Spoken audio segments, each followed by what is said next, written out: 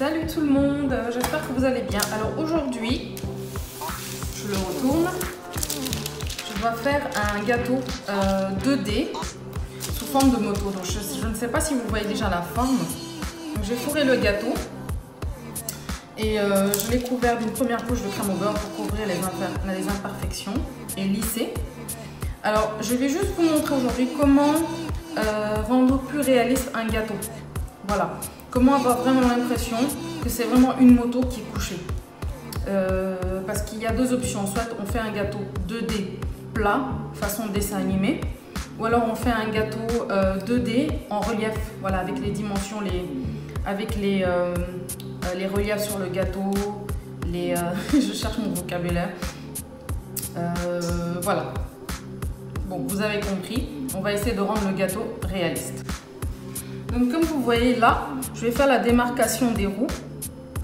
Voilà, on fait ça un peu grossièrement. Hein. Voilà, c'est la démarcation des roues. Là normalement, c'est le moteur. Donc voilà. Ensuite, bon, le gâteau est à l'envers, donc je ne vois pas très bien. Ça c'est la selle. Et puis on sait ici qu'il y a, voilà, il y a le siège. Voilà. Là, c'est le guidon. Bon, on verra après. Ensuite, normalement, il y a un petit machin là, je sais pas comment on appelle ça. Dans un premier temps, je vais juste sculpter comme ça. Je vais arrondir les angles. Vous voyez? Et vous pouvez vous munir d'un petit pot pour enlever l'excès. Ensuite, je fais la même chose ici.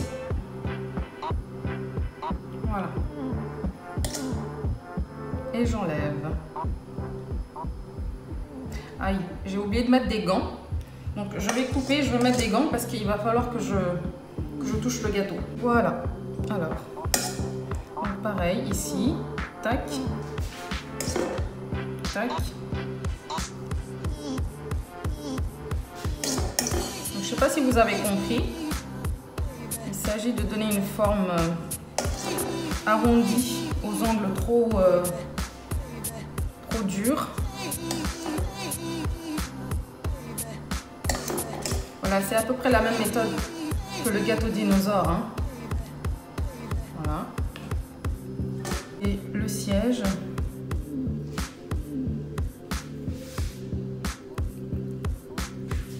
On va pas non plus aller dans la perfection, il s'agit juste de donner un petit peu de dimension en fait à notre gâteau. Voilà. Alors, on va faire un petit design ici. Alors ça c'est, je l'ai coupé, je l'ai enlevé. J'ai creusé un petit peu, je veux dire ici, pour un peu imiter le guidon. Après, vous verrez comment je vais rajouter un petit peu le guidon. Donc, alors, pour ne pas faire d'erreur symétrique,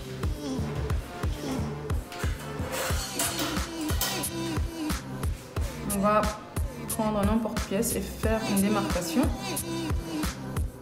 Voilà. Ensuite, on va creuser.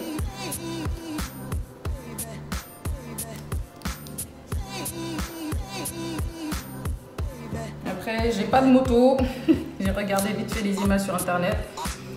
Oups, tous les modèles sont différents, mais au moins on aura un peu de réalisme. Donc, on va couvrir le tout de pâte à sucre, de crème au beurre, pardon. Et donc voilà, c'est l'étape suivante.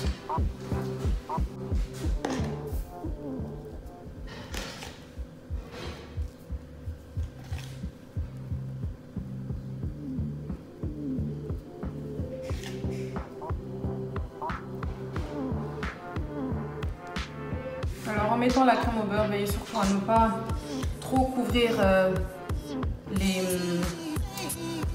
comment dire ça, ce qu'on a creusé en fait. Voilà, les creux. Sinon, ce sera difficile après de les faire ressortir. On ne saura plus où on a creusé.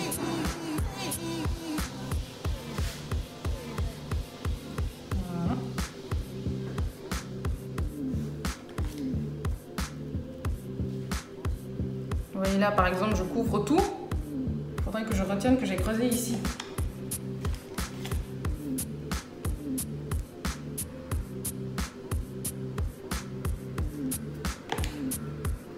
Alors, il ne s'agit pas de non plus tomber dans le perfectionnisme.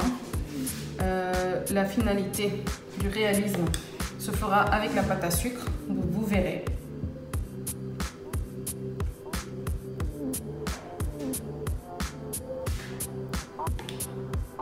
En tout cas, c'est très important le travail avec la crème au beurre. La couverture avec la crème au beurre, c'est hyper important. C'est la moitié du travail, sinon même plus. Alors maintenant, je vais couvrir tout autour aussi. Et on se revoit tout de suite. Donc j'ai couvert le tout. On va mettre au frais pendant 15 minutes au moins et le ressortir. Voilà, donc on l'a laissé au frais. Bon, finalement, je l'ai laissé un peu plus longtemps. Donc on va mettre du papier film par-dessus.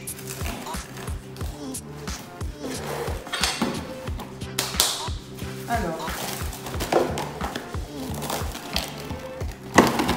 voilà, comme ça.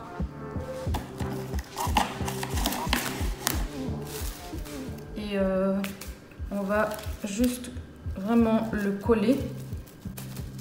Alors comme je fais sur la vidéo, ça permet en fait de mieux ressortir les reliefs, les contours. Voilà.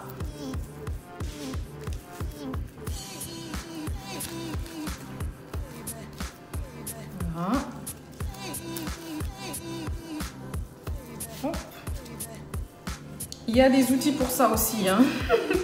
J'ai vraiment du mal à utiliser les outils dans le travail de Cake Design parce que quand j'ai commencé, il y avait pratiquement rien pour faciliter en fait le travail de modelage et autres.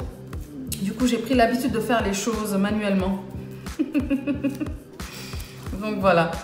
Alors, maintenant que ça a bien, on a bien défini les contours, on va remettre au frais avant de couvrir à la pâte à sucre.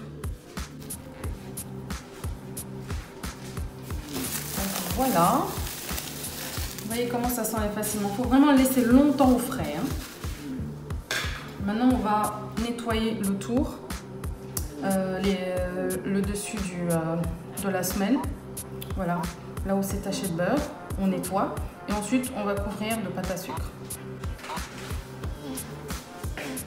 Voilà. Alors, on va d'abord faire épouser la pâte à sucre dans les coins.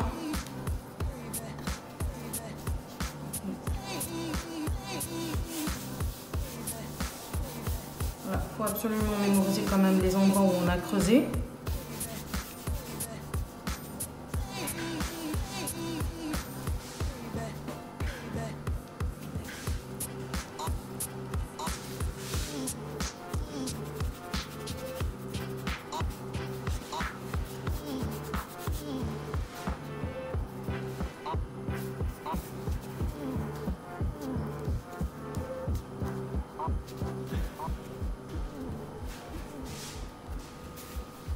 Alors bien sûr,